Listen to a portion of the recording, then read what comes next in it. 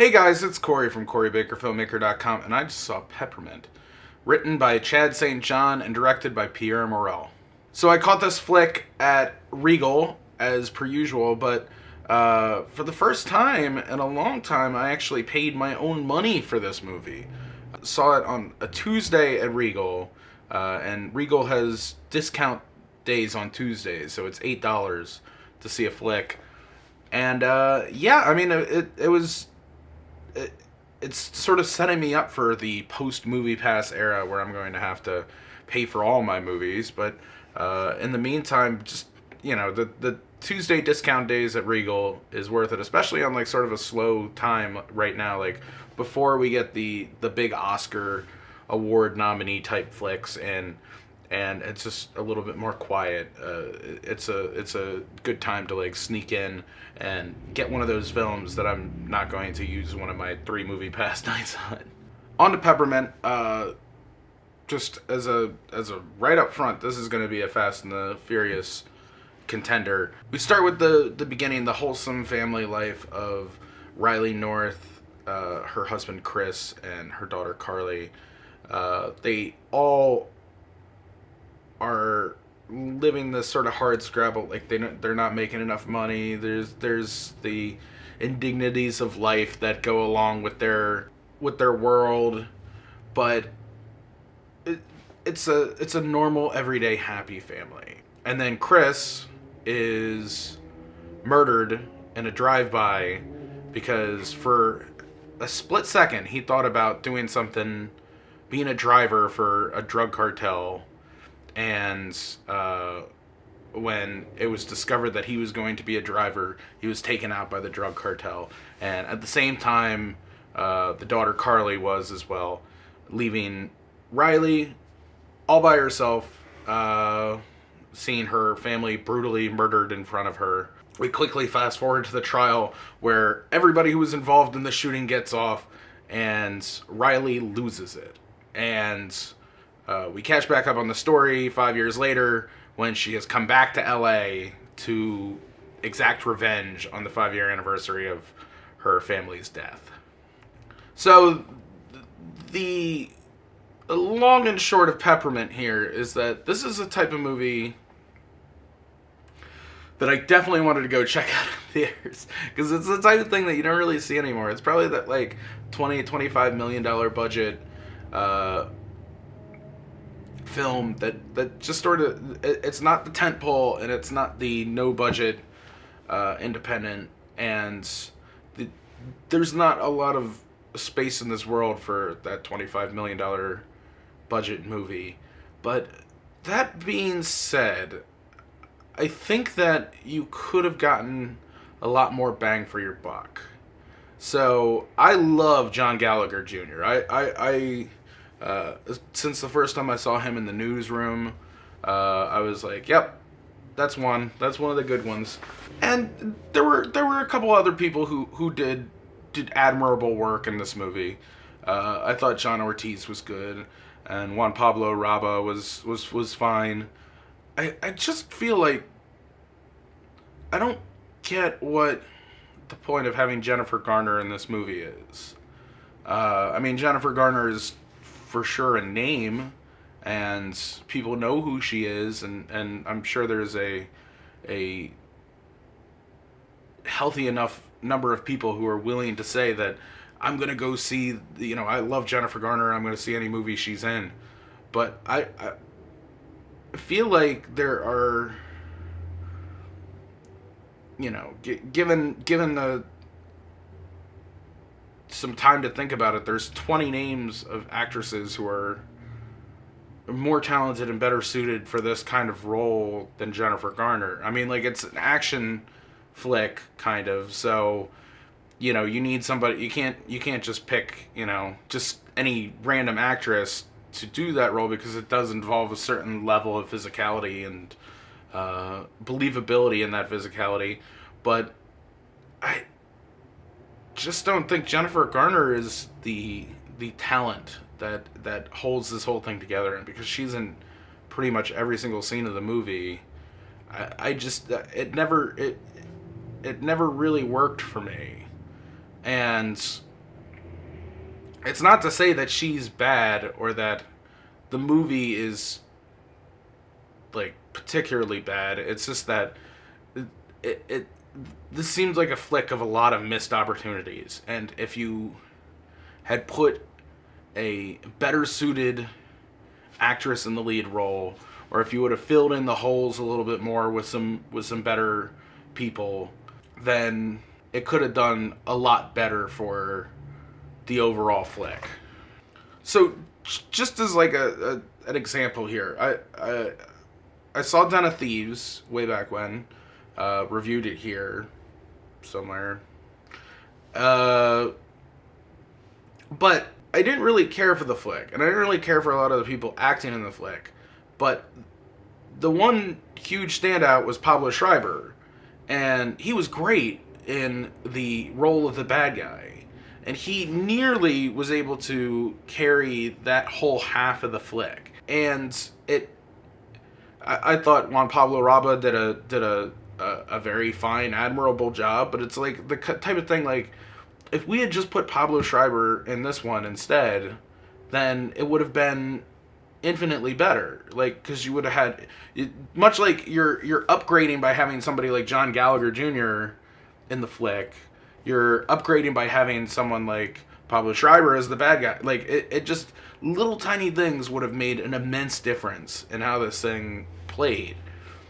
And I don't think it's necessarily like, like, again, it sounds like I'm saying don't cast Juan Pablo Raba in it, but he's good, but you could have gotten more. You could have invested a little bit extra and gotten more. And you probably could have cut on having someone like Jennifer Garner in the picture and gotten somebody a little bit younger and hungrier and increase the chemistry of the whole cast a whole lot better. It just seems like that there was a list somewhere and they were just picking names randomly off the list, and it happened to work half a dozen times, but then the other half dozen times it affected the chemistry. You can't build a great NBA team by saying like, like, oh, I'm gonna take one superstar, I'm gonna take one half, second rung guy, and I'm just gonna fill it with whoever else I can find. No, because like, the team is not gonna be built to be good that way.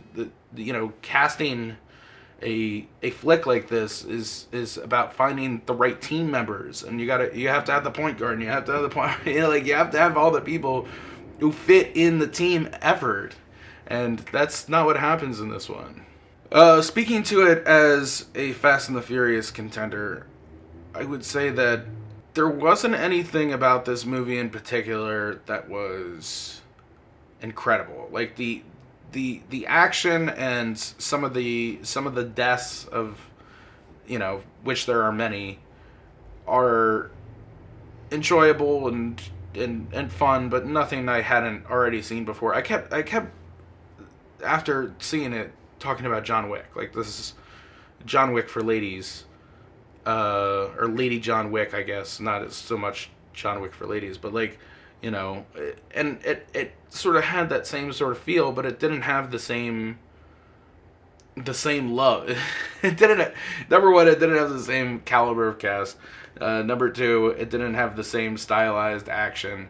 Number three, it really just felt like it was unsure of who it was. Like, it wanted to be John Wick and completely aware of itself and still be fun, but at the same time it was like a little bit too serious, a little bit too stodgy. The other thing, just going to the poster for a second, so I'm going to put the poster up here. I was seeing it all over LA, just billboards, bus stops, everything. Seeing this everywhere. When I saw the red text above Peppermint, where it says Jennifer Garner's name, I honestly, I didn't even see, because you can't quite tell that it's Jennifer Garner's face when you're driving past it at 40 miles an hour, but I thought this was a Netflix thing. I thought this was just a Netflix movie that was coming out, like the Will Smith one that came out last year. Like, I just thought they were advertising their new big movie, but it's not a Netflix movie. It's supposed to be in the theaters, but it feels like it should be a Netflix movie, because it's the type of thing that's better suited to put on in a living room with a bunch of friends and just have on in the background, and then just every once in a while when you look up and you see like some brutal headshot, you're just like, oh yeah, and then you move on and, you know, make another drink and get Cards Against Humanity ready to play. Like it just doesn't, it's not, it doesn't have the same juice that a John Wick does, even though it feels very spiritually similar. It's just the downgraded version of what John Wick was. Also, I mean, I'm going to put it on the Fast and the Furious scale, so that's the number you should really be focusing on.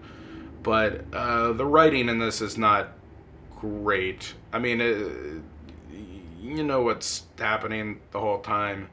There's no huge, amazing surprise or anything like that. It's just standard fare, and it's fine. It's really like the thing I would explain to people who don't work in movies at all is that it is so fucking insanely difficult to make a movie, and having one person out of place can be a detriment to the overall completion of the project. And I really, I think about it like a team.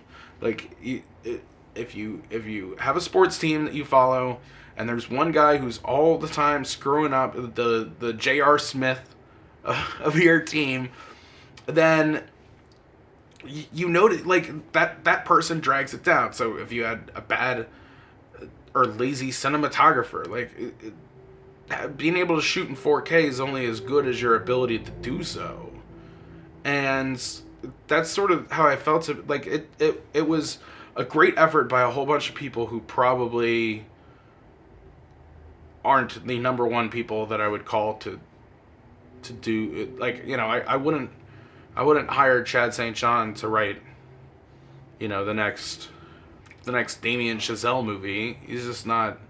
I don't know if he's got the ups. Like, but for this, it's fine. I'm not saying he shouldn't work. I'm just saying he's it's very difficult, and just because this one wasn't particularly good doesn't necessarily mean that we should hold it against everyone forever. But it just wasn't. It wasn't a complete and worthwhile effort. Look what's trying to get out of Skid Row as fast as it possibly can. The leaderboard! Saw this movie at Regal LA Live, so yet another notch on the top of the list. Onto the movie leaderboard. I mean, it's a fine flick. It's not anything that I think people will remember, or like it's not going to get passed on from generation to generation. But it's not horrible. It's really not. I know that everything I'm saying throughout this review makes it sound like it's more miserable than it is. It just feels like it had the potential for more and just lost it along the ways. But if I had to give it a review or give it a rating, I would give it a 5.7. But that's not the review you're looking for. The number you're actually looking for is in the Fast and Furious leaderboard.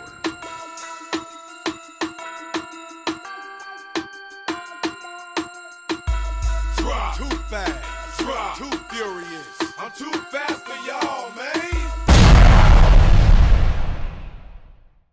Welcome back. Fast and the Furious leaderboard. Right now, Blockers, number 1 on the list, but that was a really fun comedy, and I think it's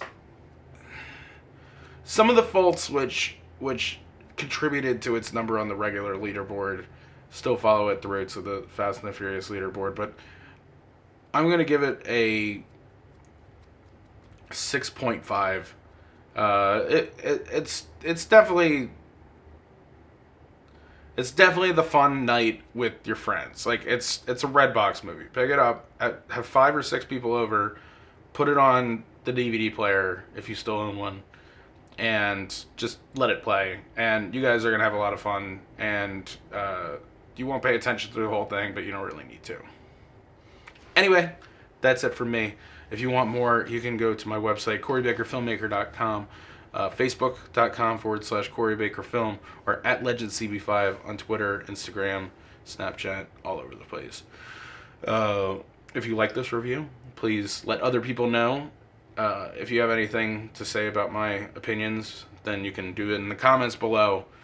But that's about it. Now, if you don't mind, I have to go on a crazy killing spree.